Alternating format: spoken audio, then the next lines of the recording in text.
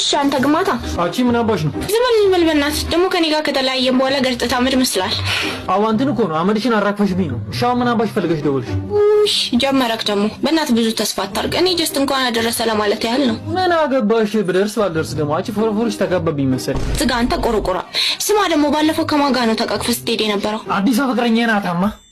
ጨዋይ ልጅ ቅድስት ትባላለች ቅድስት የታች ሰፈሯ የሚኪት አዋ ቅድስት ቺቺኒያ